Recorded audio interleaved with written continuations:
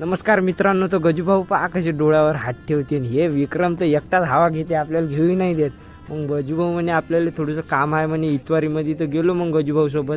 आणि हे नागपूरचा आहे रामझुला, आणि इथं रामझुल्याच्या साईडले रामनवमीचा माहोलच. मग पहिले आम्ही लस्सी घेतली, मग दाबेली खाल्ली, मग डबल मठ्ठा पेलो.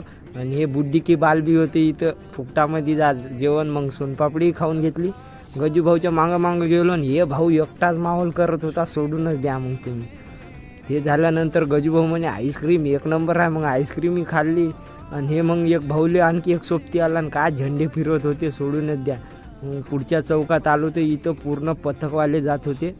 प्रभू श्री रामाला नमन केलं आणि परत एक वेळा गजूभाऊ म्हणे मठ्ठा पिऊ. मग मठ्ठा पेलो गजूभाऊ सोबत आणि आलो इकडं. तर आज रामनवमी होती तर खूप मोठ्या प्रमाणात अन्नदान चालू होतं, जिथे पाहाल तिथं. आणि डीजेचा सेटअप हा खतरनाक होता. आणि प्रभू श्री